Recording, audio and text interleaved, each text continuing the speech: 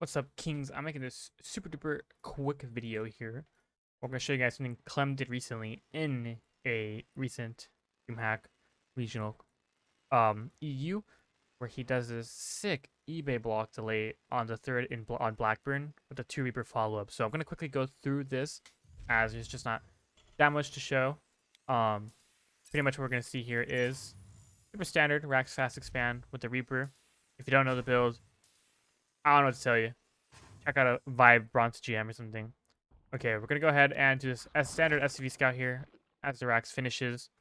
And what starts to change here is once we scout this out, we're going to go ahead and send that SCV into the third base of the ZERG player, or the expected third base. And we're going to go ahead and do an eBay block on it.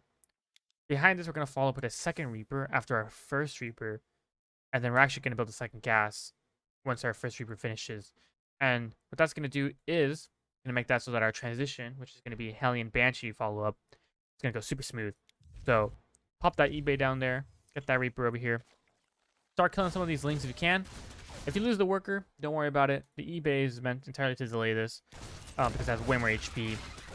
Kill off these lings, you're already off to a great start. And then after this, all you got to look for here is as this second Reaper comes in, I want to go ahead and check if the ZERG player is taking this third or this third instead of the one that you eBay blocked. And with the 2 Reapers, it just gives you so much DPS. You can kill off more lings. You can even kind of mess with the queen a little bit with the amount of damage you can do. And yeah, you just delay this third base for a really long time. There's almost 3.5 minutes and there's no third yet. It's that cancel on there. Finally gonna add it. At this point here, you're super ahead. And you're just gonna follow up with a really fast Hellion Banshee transition. You want to do this because it is possible if the ZERG player roach ins you, knowing that they're behind, not wanting to deal with it. They might just simply decide to roach in you. So I like to follow up with the Banshees to be safe, and I'll put the Super Hellion out here just to be a bit aggressive and also be on track of what my ZERG opponent does rather. And I'll show you guys how it ends up here. So I take my third base, got my 6 Hellions.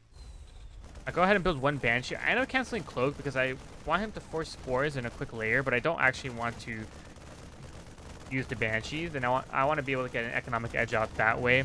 The first Banshees allows me to be safe against any roach pressure, but you know, once I know I'm clear from there, totally okay.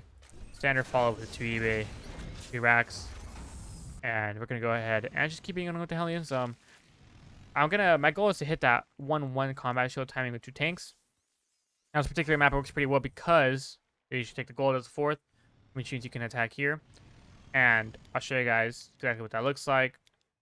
Here I get super greedy. I try to cancel those 4th, but the Zerglings end up wrapping around here. And probably may have been able to slip out there, but I end up just trading out here. This is obviously not very worth it for me in the long run as well with that scan. So don't do that for sure. Just keep your Hellions alive. Put them at your 3rd.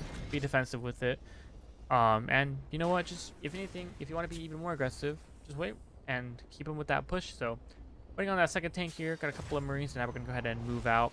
We're going to take this forward third because it fits the theme of what we want to do, which is to continue to be aggressive and control the creep here at the center. And the nice thing is you can avoid the run bys from here. He's on this position, and we're going to force out a very nice trade because this is entirely off creep.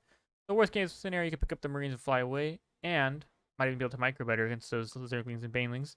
Behind this, we're going to wait on these next 2 medevacs, and if you're quick enough and sly enough, you can, as you're controlling this, pick up these 2, send them directly into the main, and now you're applying multi-pronged pressure with a 2-2 behind this, with the 4th base and a couple racks away. So you'll see that I trade here. Still have to be Banes. Got that drop coming on into the main. This lives here as I start trading with the queens. And you'll see shortly here that I'm going to start adding a 4th and my additional axes. So I feel like being super annoying against ZERG, multi-pronging, and getting that eBay stuff in, consider doing this build. And yeah, that's going to be it, boys. I'll see you guys for the next video.